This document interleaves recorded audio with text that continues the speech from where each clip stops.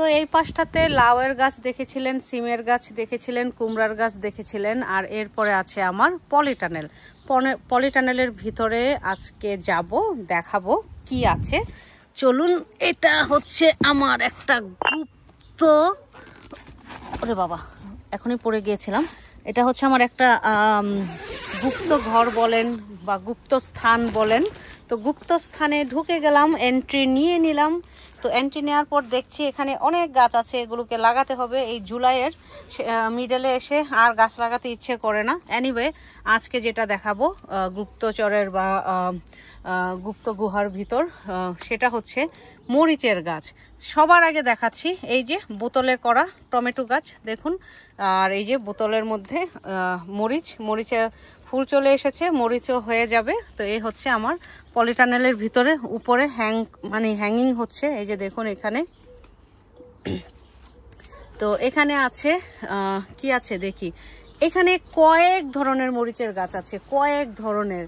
তো সবার আগে দেখাই, এই যে দেখুন এটা হচ্ছে রেনবো মরিচ। গত বছর দেখেছিলেন রেনবো মরিচ বিভিন্ন ধরনের হয়, পার্পল দিয়ে শুরু করেছে, তারপরে যে এখানে গ্রিন আছে, ইয়েলো হবে, আস্তে আস্তে এগুলার রং বদলাবে, রং চেঞ্জ হবে, আপনারা দেখতে পারবেন খুব শীঘ্রই। ওই পাশে আছে একটা নাগা গাছ, এই যে দেখুন এটা হচ্ছে ঘৃত নাগা, এবং এই নাগাটারে ভাই অনেক ঝাল। আর এখানে আছে একটা মরিচের গাছ, এই যে এই পাশে আছে কৃষ্ণচূড়া মরিচের গাছ। এই পাশের মরিচের গাছটা দেখুন কত সুন্দর, বেশিরভাগই এবার আমার কাছে গোল গোল পার্পল কালারের মরিচের গাছ। এটাও একটা এটা হচ্ছে লেমন ড্রপ, মানে হচ্ছে লেবুর মতো স্মেল হয় এই মরিচটা, এটা হচ্ছে সেটা। এখানে আছে আরেকটা মরিচের গাছ।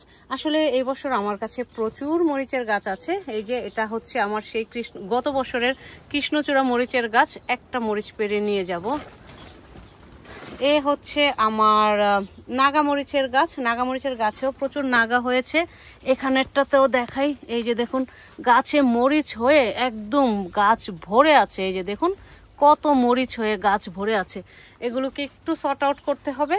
তার আগে দেখাই লাউ গাছ দিয়ে আমার পলিটানেল একদম ভরে গেছে। শুধু লাউ গাছ না, ধুন্দুলের গাছ, চিচিঙ্গার গাছ, সব গাছ দিয়ে এই দেখুন যত্ন না নিলে যা হয়। এই যে চিচিঙ্গার গাছ মরতে বসেছে, আমি দেখেছি অনেক চিচিঙ্গা হয়েছে, এখানে অনেক বড় বড় হয়েছে, একটু ভিতরে যেতে হবে। আচ্ছা, এখানে একটা মাত্র চাল কুমড়ার গাছ আছে। চাল কুমড়ার গাছটাকে স্ক্রুরেল বাবাজি মানে কাঠবিড়ালি উপরে দিয়ে গেছে। ওইখানে পুঁই শাকের গাছ আছে, কোজেট কুমড়া, মাটিতে একেবারেই পানি নেই, শুকিয়ে কটকটা হয়ে গেছে, এগুলাকে পানি দিতে হবে, সার দিতে হবে। দেখি আজকে হয়তো আমি একটু পলিটানেলের ভিতরটা ঠিকঠাক করার চেষ্টা করব, কারণ এই যে গাছ দিয়ে একদম হিবিজিবি হয়ে গেছে। এই যে বরবটির গাছে বরবটি দেখুন, বরবটির গাছে কি সুন্দর বরবটি হয়ে আছে। বরবটি আমি তুলেছি এই বছর, 2টা বরবটি আমি খেয়েছি, সত্যি কথা।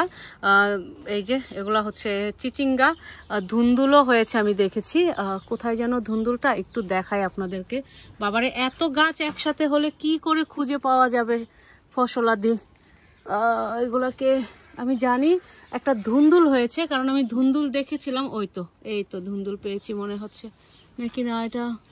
আচ্ছা, ধুন্দুল আমি দেখেছি, ধুন্দুলের ফুল হয়েছে, ধুন্দুল হয়েছে, বাট এটা গেল কোথায় সেটাই খুঁজে পাচ্ছি না। এগুলা তো হচ্ছে সব হচ্ছে চিচিঙ্গা। এনিওয়ে, বেশি সার দিতে হবে এগুলাতে, একেবারেই যত্ন নেই। যত্ন ছাড়া বেচারারা আমার কি অবস্থা হয়ে আছে, যত্ন করতে হবে।